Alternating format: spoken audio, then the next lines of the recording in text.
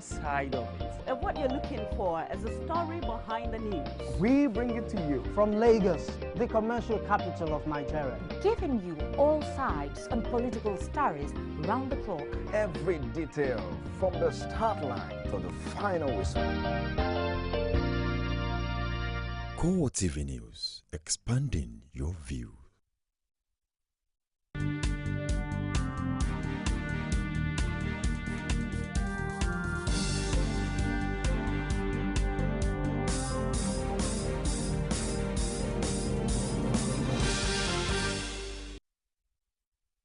It's so good to have you join us again on CoreTV News on the Hour. I am Frank Omalape. Ahead of the 2015 general elections, the All Progressive Grand Alliance has offered automatic tickets to President Goodluck Jonathan and Victor Ume. Governor Willie Obiano of Anambra State disclosed this on Saturday in Akwa, where a mega rally was to urge Jonathan to seek re-election as president. Obiano, however, says the party's candidates for all other elected positions will be determined through primaries. While Jonathan has the party's presidential ticket, Ume, Abga's national chairman, will fly the party's banner in the Anambra senatorial election. Ume says Abga has gone into an accord with the People's Democratic Party to support Jonathan for the presidential election. Former Anambra State Governor Peter Obi was absent at the rally. Obiano, however, says Obi got permission to travel to the United States to attend the World Igbo Congress. Former Senate President Ken Namani and former PDP National Women's Leader Josephine Anene presented solidarity messages at the rally.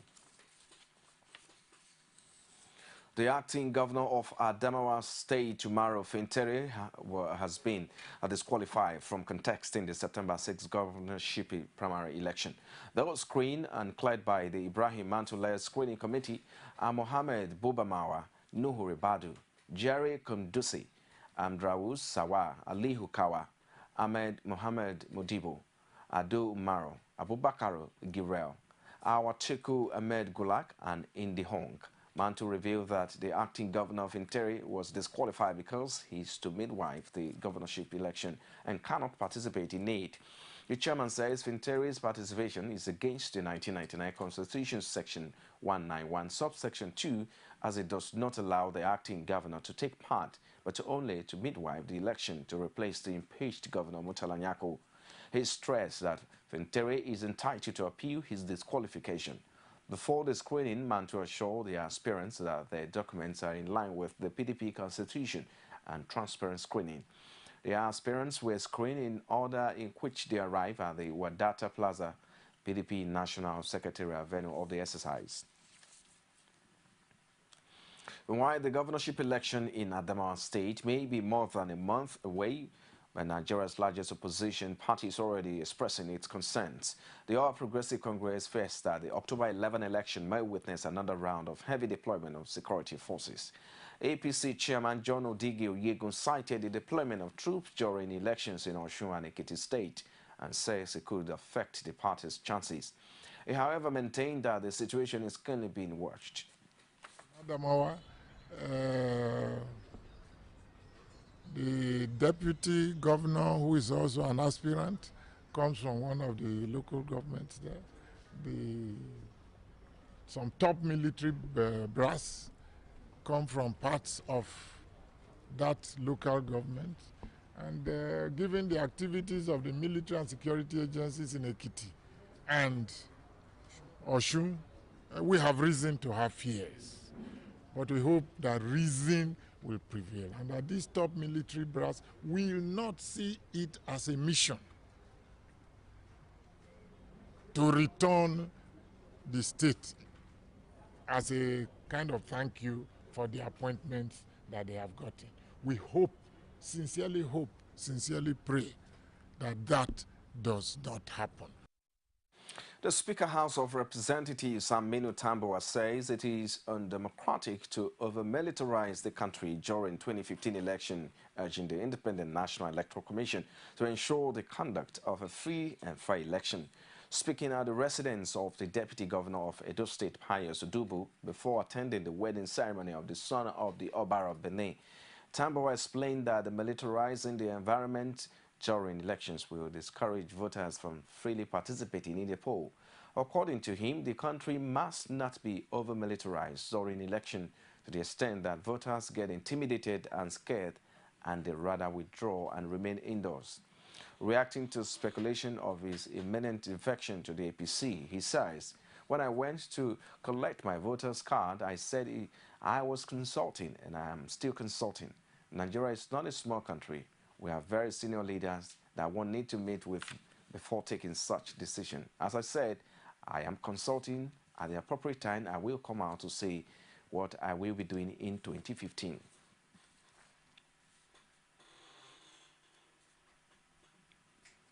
A non-governmental organization, the Movement Against Electoral Fraud, has commenced a review of the electoral process that led to the August 9 governorship poll in Osun State. Correspondent Rashid was there and find it in this report. Speaking at the forum to review the electoral process of the August 9 governorship poll in Osun State, chairman of the Movement Against Electoral Fraud, Taiwo Titolaye, says militarization of elections portends great danger for democracy in the country. Taking cognizance of the events leading to Ekiti and Osun gubernatorial elections, and as it affects 2015 general elections, democratic culture and nation building are clear indications that we are far removed from achieving free and fair elections. The primitive militarization of the last two gubernatorial elections in the Ekiti and Osun states are pointers to what the 2015 general elections in the country will be.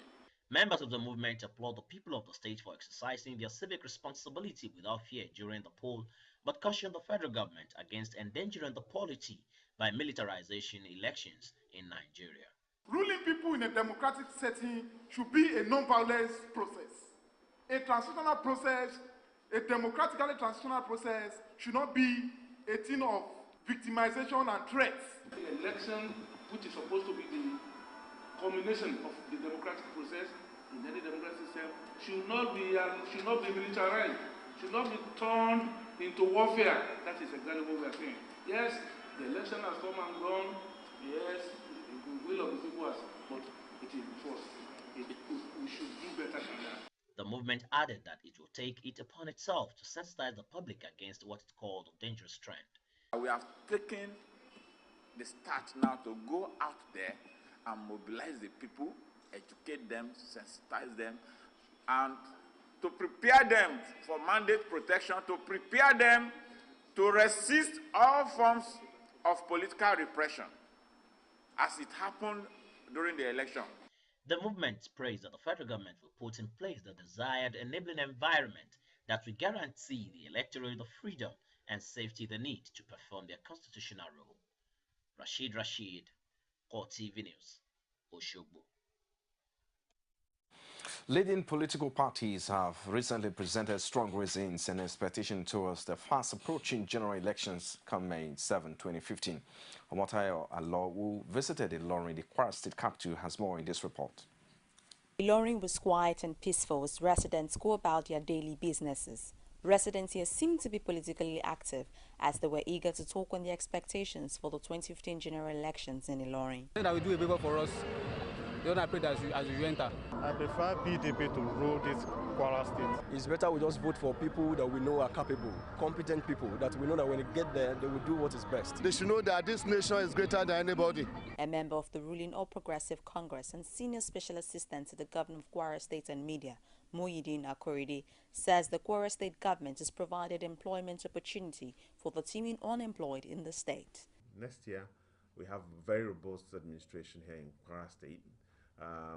Based on what the governor has done, I believe, and strongly too, this is my personal opinion, that he should continue to do his good work. And that any other administration, at local level or state level, in any other places where you have touched people's lives, sometimes you don't even have to. Once people connect with you and they know that this man has worked for us, your work is done. Special advisor to the executive governor on information says the ruling government has made life comfortable for the masses. The ruling party in Kwara State is the All Progressive Congress, APC. And that come rain, come shine, will win election. Some people will be doing high GG, what I call initial gra-gra. They are foreign politicians. They don't have any connection with the grassroots. Some of them lives in Abuja, some lives in Lagos, some lives they will not come. Even during the PVC collection, they were not anywhere to be seen. So they are Abuja politicians. They are foreigners. It is we eat and dine with the people. But the People's Democratic Party in Kwara says all is not well with governance in the state, and the party is set to take over governance so as to make life comfortable for all residents of Kwara State. We already have our manifesto. We already have even canvassers. Recently, we have bought vehicles for all the 16 local government councils in Kwara State. Not only that, we are about distributing 200 motorcycles to all our canvassers in 193 wards of Kwara State. We have a good message to the people of Kwara State, and we are fully prepared. Political tempo can be said to be building up in Kwara State as politicians and residents prepare towards the general elections coming up in 2015. All roads lead to the Kwara State Government House come 2015 elections. Political parties have expressed the desire to grasp the seats of the state, but it is left to the citizens who will be exercising their voting right come 2015 elections. Omotayo Alo, CoreTV News, Ilorin. Now, the federal government has promised to pay all accumulated staff claims, allowances, and other pending entitlement of the Public Complaints Commission. The commissioner of the agency, George Uloko, made this known in Abuja during the commissioning of operational vehicles. He says lack of vehicles in the commission has affected the agency's quest to wipe out all forms of administrative vices across the country. 30 vehicles were commissioned to enhance the commission's ability to fulfill its mandate. Charge in revenue allocation and is currently receiving regular funding. Consequent upon this, and though the commission is still underfunded, we have started the payment of accumulated staff claims, allowances, and other entitlements.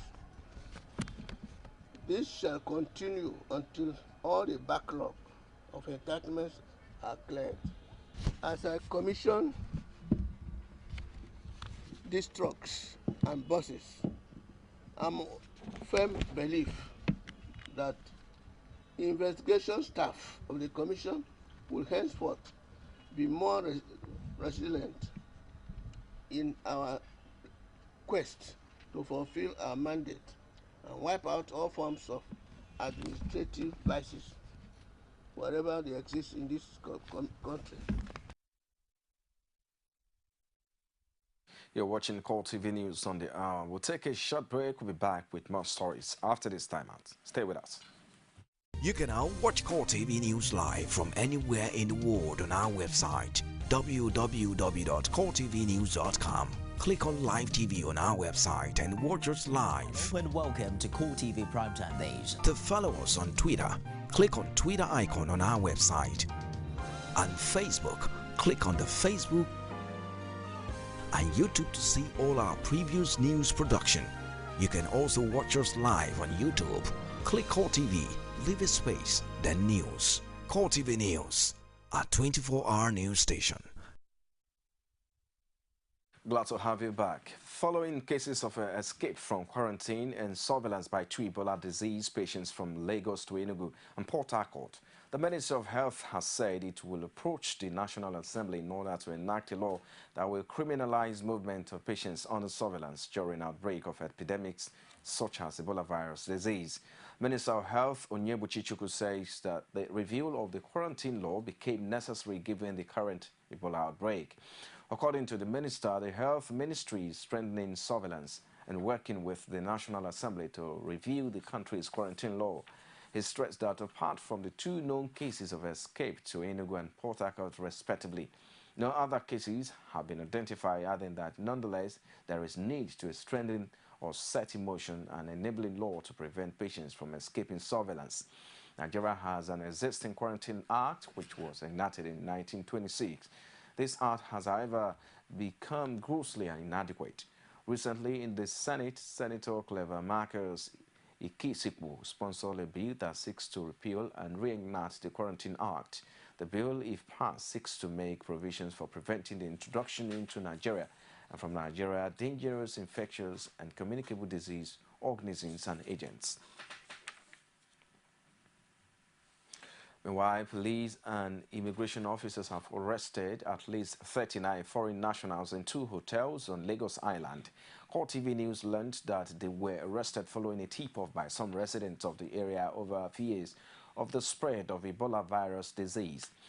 Upon receiving the report, the Area A Command Line building Imohimi Edgar contacted immigration and health officials who stormed Benin Hotel and an unnamed guest house situated on Atere Street and effected the arrest of the foreigners. 35 of whom are citizens of the Democratic Republic of Congo, while the rest are Sierra Leonean nationals. The police say the immigration officials would determine if the suspects are legally residing in the country, while the health officials will determine their health status. Meanwhile, all the hotels in the area have been placed under surveillance. Abia State government has denied rumors making the rounds that a relation of the Port Harcourt Dr. Ike Inemo, who died while secretly treating an Ebola patient, taken to about the Commissioner Center of the state. Commissioner for Information Eze Chikam-Nayo, who made the denial described as evil and mischievous, a news report on an Aba-based radio station that the late doctor's sibling had taken refuge in the state.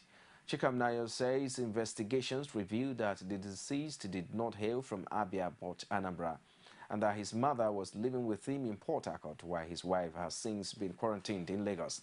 He insists that the intention of those behind the report was to cause tension and unnecessary apprehension in the state and enjoin residents not to panic but disregard the rumor. Chikam-Nayo cautioned media practitioners against false reports, noting that some lives were recently lost by drinking saltwater solution when it was rumored that it had the potency to cure Ebola. The commissioner added that Abia for now is Ebola-free and assured of the preparedness of the state government to contain the spread of the killer virus. Meanwhile, celebrations break out in one of the Liberia's densely populated West Point area of Monrovia, the country's capital city. This follows weekend's announcement by government that it will lift the Ebola quarantine on the large slum 10 days after attempt to cordon off the neighborhood from the rest of the city sparked deadly clashes. Residents of the slum could not but express satisfaction of the decision by the government and the country's health authorities. They say the decision has completely vindicated their position on the deadly Ebola virus disease. But from the time they close the road, we can't hear nobody dying, nothing at their camp. So we believe that our fast and prayer God took control. For me, I'm not denying that Ebola is not real, but I believe, 100% believe that all those that live in West Point are free from Ebola. It's CoreTV News on the hour. We'll take another break now. We'll be back with stories outside Nigeria. Stay with us. This is Judiciary Today. The judiciary's function is to interpret the law. The judge in Lagos State is perhaps one of the most comfortable judges in the world.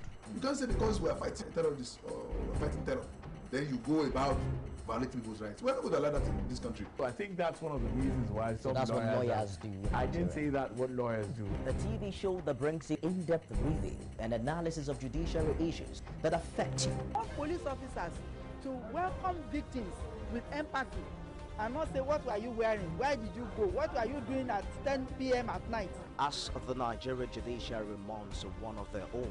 He has gone to court on behalf of Nigerian citizens even without taking a cover. It is time for lawyers to take their health very seriously, lawyers and judges. Only on CoreTV.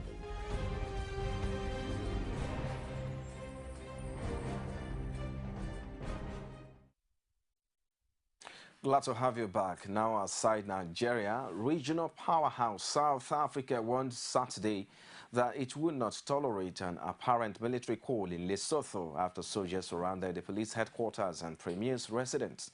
South Africa has warned that such unconstitutional change of government shall not be tolerated. Foreign Affairs spokesman Clayton Monyela told journalists in the capital, Pretoria. And that's why we are here. No one has claimed to have taken over government through the use of force. By all accounts, the activities of the Lesotho Defense Force thus far bear the hallmarks of a coup d'etat. Unconstitutional change of government shall not be tolerated. We prefer a peaceful resolution to any crisis, particularly if it's a political crisis. So you give diplomacy a chance. Such things become last resorts when you're dealing with a political problem. The European Union geared up a fresh wave of sanctions against Russia on Saturday with warnings that the escalating conflict in Ukraine was putting all of Europe at risk of war. Fears of a wider confrontation spiraled after allegations that Russia has sent troops and weapons across the border to help a bloody neo-counter-offensive by pro-Kremlin rebels. Ukrainian President Petro Poroshenko visited Brussels to plead his case for a firm response before the EU's 28 leaders were to hold talks on the worsening situation. French President François Hollande says the EU would no doubt increase sanctions, while British Prime Minister David Cameron added that the lessons of history demanded action.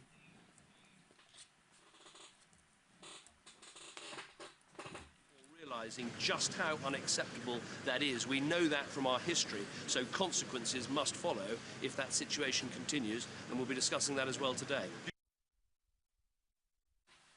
And that does it for CoreTV News on the hour at this time. Many thanks for watching. I am Frank Omalape. I'll see you again.